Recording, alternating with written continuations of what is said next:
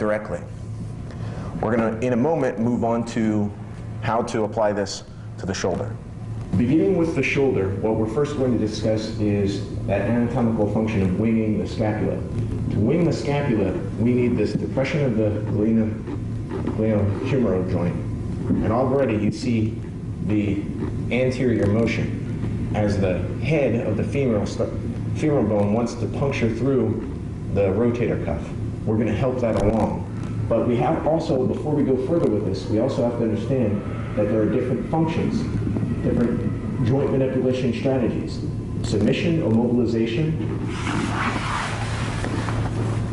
dysfunction, and hyperfunction. Now, in an immobilization, where if he moves, he hurts himself. If he moves, he's going to bring his arm in arm complex. Now his shoulder's poking through here. As this is starting to pop through the rotator cuff, if he moves, for instance, if he tries to grab my groin, or he's going to put himself in a bad position. Right now I've taken my weight, my mass, off of his respiration, so he's beginning to think. If you put it back, now you can start to work towards continuing to move and monitor whatever's happening.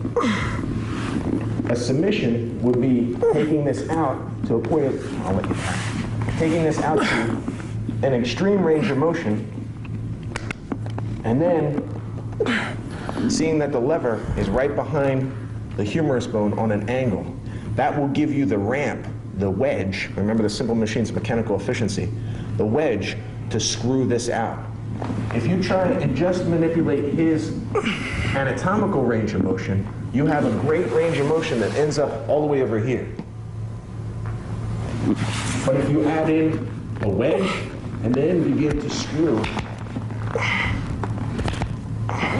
you can maximize the effectiveness of winging the scapula. Next, let's go this way. Remember that you can arrive at earlier length tension insufficiency, this active insufficiency, as you rotate the ulna and radial. You can also do this from the femur. For instance, if he grabs a hold of, grab a hold of the knife in your pocket. You have to grab a hold and control the wrist and the hand. If that is, and there's the respiration. You can turn this from a submission into a dysfunction by rotating out and rotating your shoulder in as you either subluxate or dislocate the head of the humeral bone out of the rotator cuff. Now there's going to be ligamentous tears. But the next is to look at the various type of grips that we can get in order to wing the scapula. The first is double hand, to use both of your hands. Now, I don't prefer the effectiveness of this because of the fact that you're placing the force in the middle of the bony lever. When in actuality, here's one end of the lever, here's the other end of the lever. This is the fulcrum. This is another fulcrum, so we're actually rotating. This is the mechanical axis as opposed to the anatomical axes. Because of the nature of the legs, we were working on the anatomical axes. Because of the nature of the shoulder, we're working on the mechanical axes. You see the relevance here. So, the more that you're up at the end, the more torque that you can cause. Also, what we can do is do this single-handedly. We can also use his wrist to submit himself and come out. We can augment this by grabbing the elbow as long as we're rotating about this axis of rotation. We can use our head as a fulcrum on the upper arm to help rotate. We can snake this through. Grasp with the opposite hand and move him into the mobilization as we remove pressure from his diaphragm, because right now he's isolated to the ground. This will be the axis of rotation. Move him for hyperfunction to pack his arm, keep that other arm underneath him, and now we can move into a cuffing position. So with the various type of grips, we can see that we can control the wrist, to control the elbow, to control the shoulder. A couple more grips, focusing now on two-hand grips, combining the strength of both arms. As we rotate, we can change this to to a figure of 4 on the far arm, a figure of 4 on the close arm. We can snake this through, and drive with the elbow around this axis to cause hyperfunction.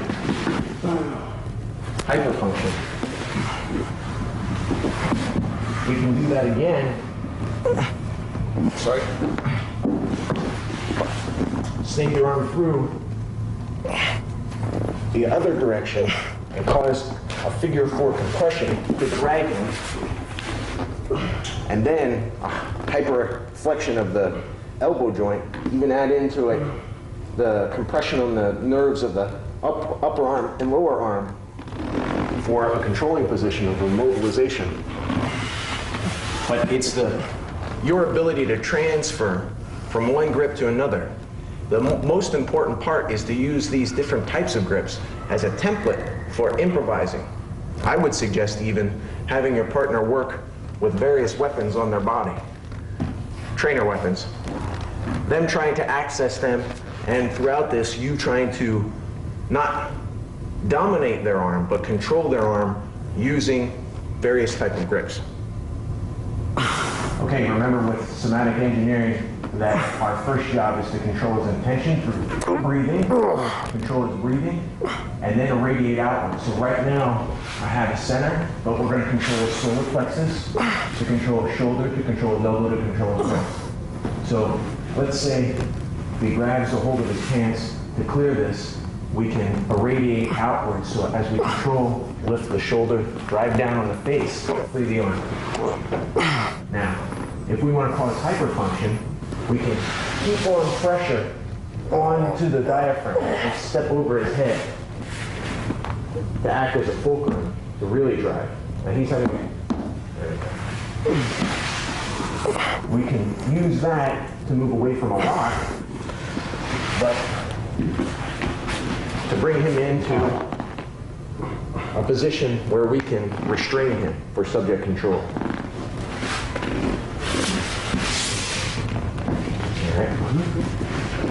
Grabs a hold. Now, he's not permitting us to get this hand. Let's say he has a hold of something in his pocket. We don't know what it is. We can drive into, right underneath the cheekbone. We can drive into the sternocleidomastoid muscle here. We can drive into the sternoclavicular joint. You know what that does. If it separates here, he's going to have less muscular range of motion for his shoulder. But more importantly, it's going to cause a reciprocal inhibition there. It allows us access to it. We can drive right underneath the pack, pry open, to move for hyperfunction. We can move right onto the bicep, right onto the bicep to pry out and start to move.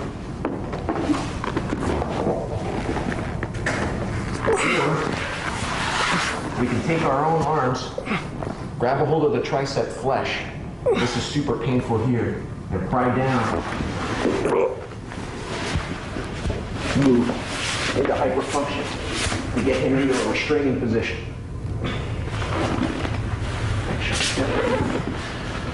The most important part is as we go through these examples of this wing anatomical function is to remember that we are trying to take the glenohumeral joint and move it anteriorly to bust out the rotator cuff.